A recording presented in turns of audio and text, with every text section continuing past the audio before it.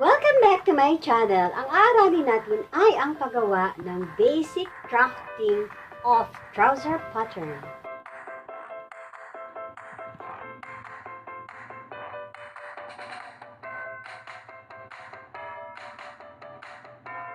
Gagamitin po nating panukat ay gamit ng centimeter. Ang mga sumusunod ay given measurement. Let's say for example, our given measurement ay crotch or body rise 25 centimeter, waist to hip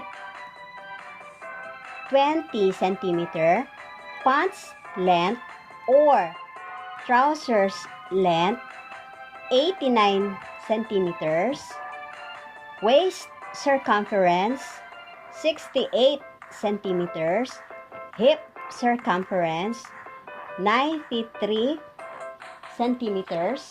Bago po tayo mag-umpisa, ihanda po muna natin ang division of measurement na mga gagamitin natin na nagmula sa given measurement na nabanggit. Constant po ang ating mga divisors. Halimbawa po ng ating hahatiin ay ang waist. 68, palagi po itong gagawin ha. Kung 68 cm po ang ating given measurement, divided by 4 equals 17 cm.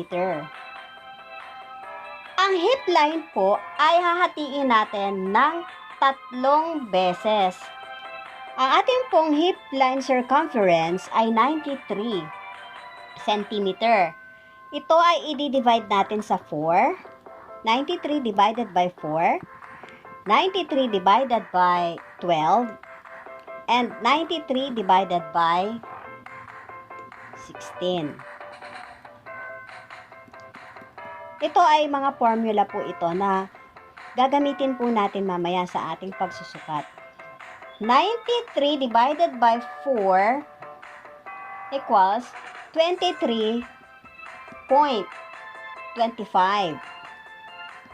Ngayon, magdadagdag po tayo rito plus 0.5 cm equals 23.30. Yan po ang ating hip circumference divided by 4 plus 0.5. Next, hip circumference pa rin po, 93 cm divided by 12 equals 7.75 cm. Dito naman, magpa-plus tayo ng 1.5 cm equals 9.25 cm. Next, 93 hip circumference pa rin po tayo. Centimeter divided by 16 equals 5.81 cm.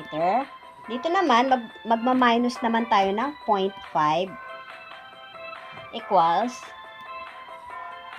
5.31 centimeters. Ang trousers bottom width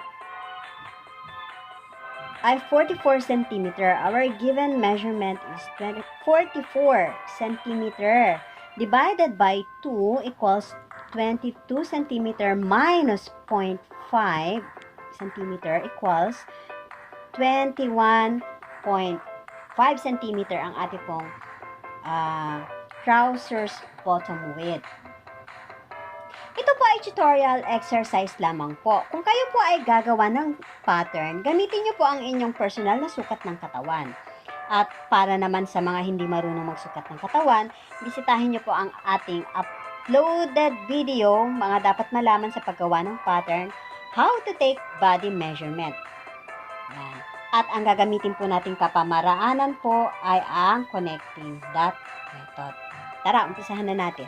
Ulitin ko po, ang measurement needed for drafting basic trouser pattern ay waist circumference, hip circumference, waist to hip, crotch, pants length, and trouser bottom width.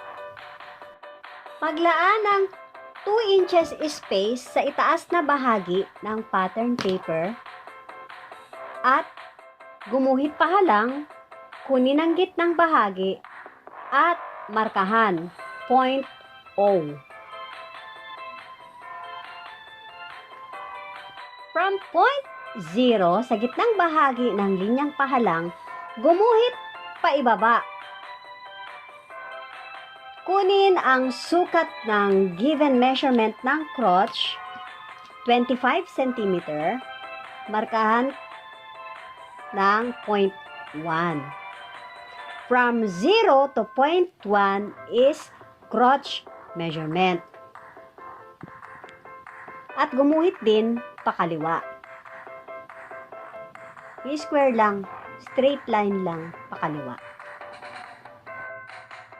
From point 0, gumuhit paibaba, kunin ang sukat ng waist to hip measurement at mark point 2. At gumuhit ng magkabila ang linya or square line. Sa level ng point 2. Ang point 2 ay sukat ng waist to hip measurement. Naman tayo sa point 3. From point 0 papunta sa point 3, kunin ang sukat ng pants length. Ang ating pants length ay 89 cm. Gumuhit ng 89 cm from point 0, gumuhit pababa ng 89 cm and mark it point 3. Ito naman ang ating pants length. Ang point 4 ay gitnang bahagi sa pagitan ng point 1 at point 3. Kinuha ang gitna at magmula sa gitna, gumuhit pataas ng 5 cm at markahan ng point 4. Yan naman ang ating knee line, point 4. Point 5. From point 1, gumuhit pakaliwa. Ito ay ang sukat ng ating hip circumference divided by 12. 93 divided by 12 equals 7.75 plus 1.5 cm equals 9.25. Gumuhit ng 9.25 centimeters pakaliwa at markahan ng point 5. Yan ang ating hip measurement divided by 12 plus 1.5. From point 5, gumuhit paitaas papuntang hip line. Hanggang hip line lamang. At markahan ito ng point 6. From point 6, gumuhit paitaas hanggang waist line at markahan ito ng point 7. From point 6, ito naman ay sukat ng hip circumference, 1/4 hip circumference. 93 divided by 4 equals 23.25 plus 0.5 equals 23.30. Yun naman ang sukat ng ating hip circumference. From point 6, kumuha ng 23.30.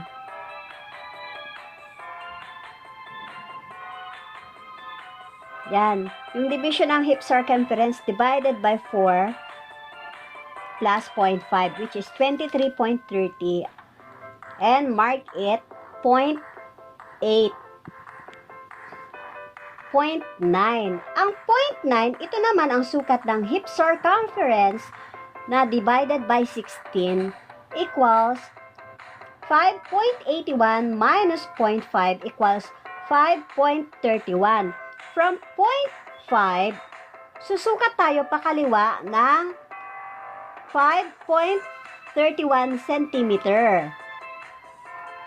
Gumuhit pakaliwa ng 5.31 cm and mark it 0.9.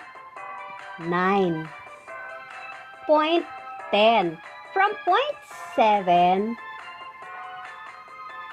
pagmula sa 7, gumuhit pa kanan, kumuha ng 1 cm, gumuhit ng 1 cm and mark it point 10. Point 11. From point 10, gumuhit pa kanan, kunin ang waist circumference, 68 divided by 4 equals 17 cm at magdagdag ng 2.5 cm. Magiging 19.5 cm ito. Ang idinagdag natin ay para sa dart allowance. And mark it point 11.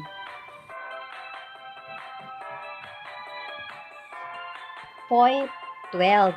Ang point 12, ito naman ang sukat ng trousers bottom width. Ang ating bottom width ay 44 cm divided by 2 equals 22 minus 0.5 equals 21.5. Sa gawing gitna, ito sa point 3, hatiin, kunin ang sukat ng 21.5. Hatiin siya sa dalawa. I-divide natin siya sa dalawang parte. Magiging 10.75. From point 3, papunta sa kanan, sumukat ng 10.75 cm. And mark it point 12. Para makuha naman natin ang point 13, ang sukat dito sa point 12, from point 3 to point 12 equals 10.75. Ito po yung trousers bottom width. Hinati lamang po natin sa dalawa, kaya siya naging 10.75. Ang sukat na ito ay itataas natin dito sa point 4. Gumuhit pa kanan. Kunin ang sukat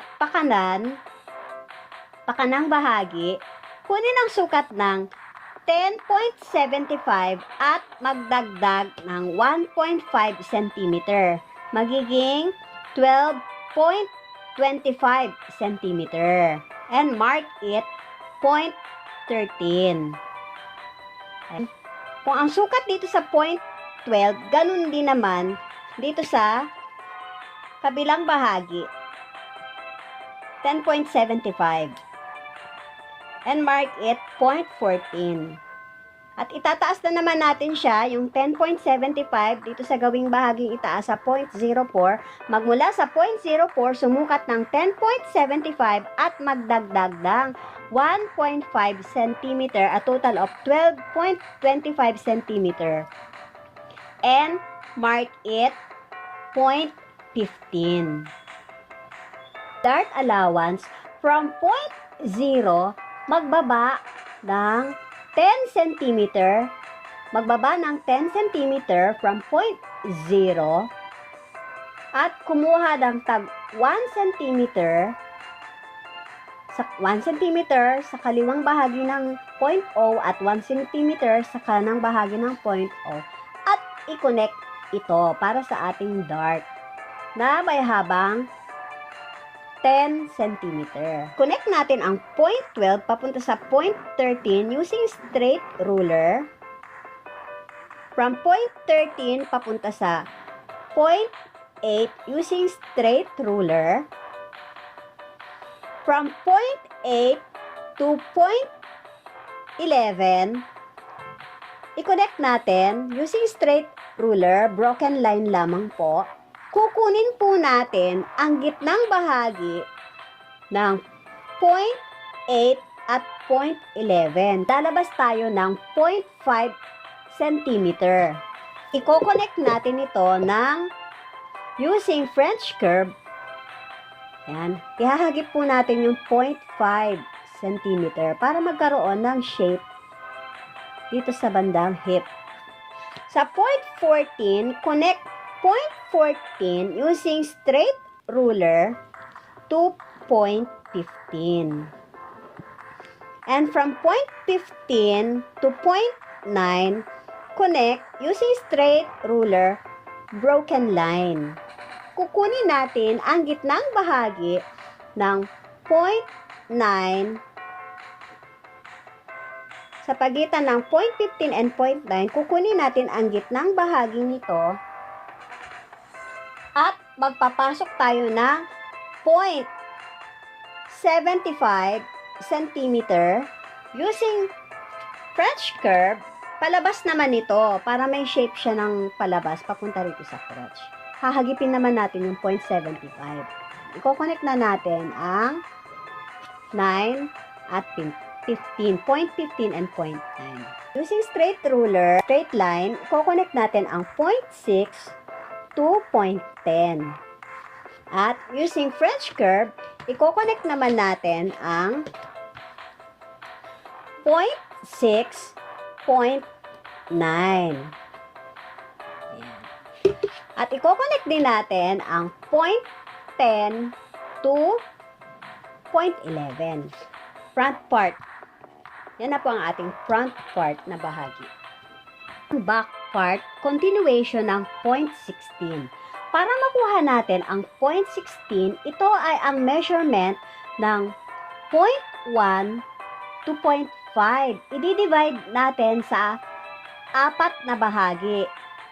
Bale, kasi ito kanina, itong 1 to 5, ang distance nito o ang sukat nito ay 9.25 cm.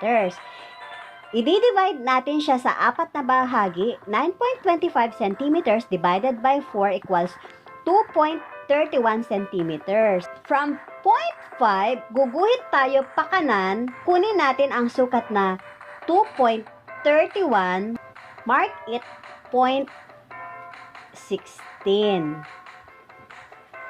From 0.16, itataas natin ito, gumuhit pa itaas from 0.16 papunta sa hip line and mark it 0.17. From 0.17, gumuhit pa itaas hanggang waistline and mark it 0.18. From 0.16 papunta sa 0.18, kukunin natin ang kalahating bahagi nito, gitnang bahagi ng sa pagitan ng 0.16 and 0.18 and mark it 0.19. From 0.18, guguhit tayo pa kanan ng 2 cm natin ang 0.20. Kukunin naman natin ang 0.21. Ang 0.21 from 0.19, guguhit tayo pa slant, hahagipin natin ang 0.20. Aakyat tayo ng 2 cm at magdadagdag pa tayo ng another 3 cm and mark it 0.21. For easement allowance po yun ng crotch, yung dinagdag natin. From 0.21 papunta sa 0.22, guguhit tayo pa slant sa level ng waistline. Kukunin natin ang waistline which is 17 cm plus 4.25 cm equals 21.25. Kukuha tayo ng 21.25 and mark it 0.22. 0.23. Para makuha natin ang sukat ng 0.23 from 0.5 to 0.9, ang sukat nito kanina ay nasa 5.31 cm. I-divide natin siya sa dalawa, so magiging 2.65 cm. From 0.9, so kukuha tayo ng sukat pakaliwa, magdadagdag tayo ng sukat pakaliwa ng 2.65 cm and mark it 0.23. From point 23, magbababa tayo ng 0.5 cm. Itatapat lang natin yan. Magbababa tayo ng 0.5 cm and mark it 0.24. Para naman sa sukat ng 0.25, magmumula ito sa 0.17, 1/4 hip circumference plus 0.5 cm equals 23.30 cm. Kukuha tayo ng sukat na 23.30 cm. Yan, pakanan. Susukat tayo ng 1/4 hip circumference ito plus 0.5 cm, 23.3 cm. And we will mark it 0.25. Punta naman tayo sa 0.26. Magmula dito sa 0.12, kukuha tayo ng sukat ng 1 cm pakanan. Magpapasobra tayo ng 1 cm pakanan. And we will mark it 0.26. 0.27, magmula sa 0.13, ganun din po. Kukuha tayo ng 1 cm pakanan. And we will mark it 0.27. Sa 0.28, dito sa trousers bottom width, kasi back part nga po ang ginagawa natin, ganun din po. Magpapasobra tayo ng 1 cm and we will mark it 0.28. From 0.14, magpapasobra tayo ng 1 cm and we will mark it 0.28. From 0.15, ganun din po. Magpapasobra tayo ng 1 cm and we will mark it 0.29. Dito sa waistline, i-connect ang 0.21 to 0.22 using straight line. Ayan. Hatiin natin siya sa tatlong bahagi. Yun yung gagawin nating dart. Pagkahati natin sa tatlong bahagi, ang isa ay 0.30 at ang isa namang bahagi ay 0.31.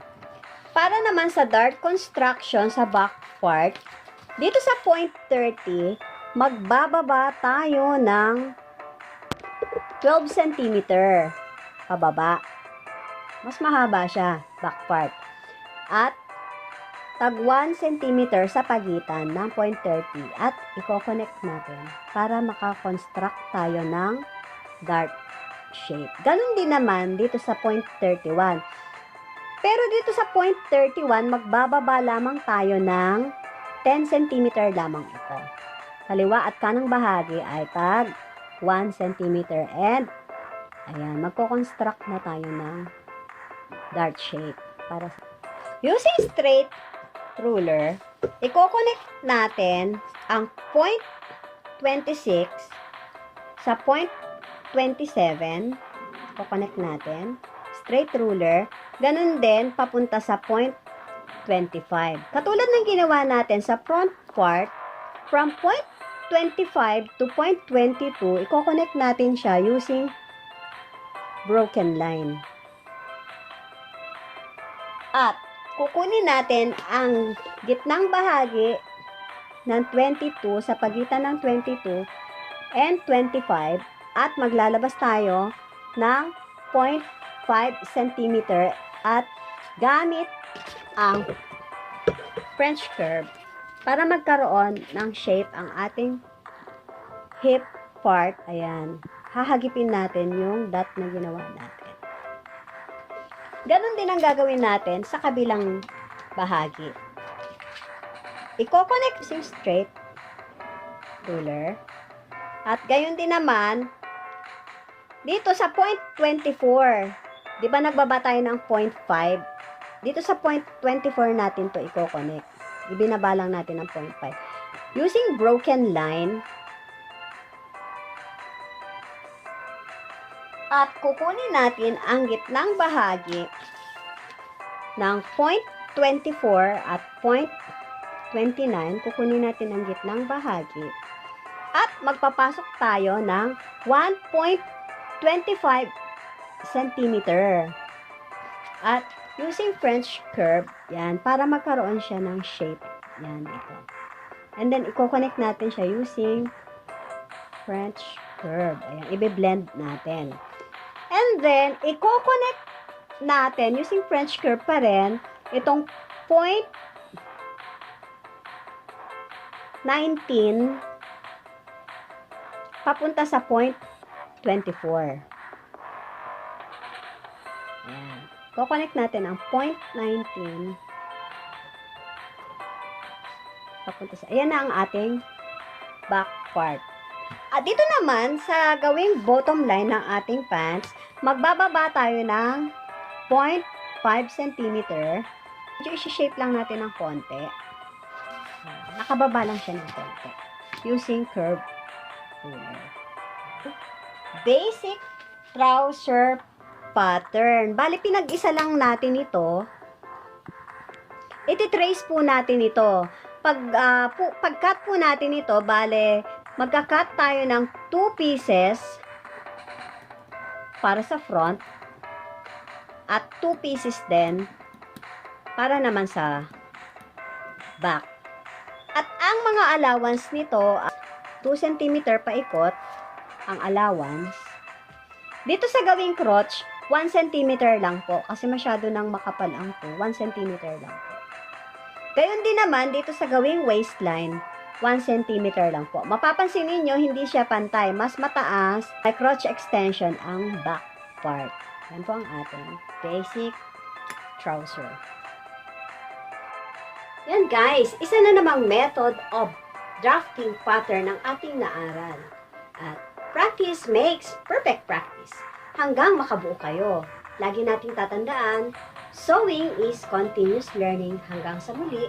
Thanks for watching. Bye for now. See you again.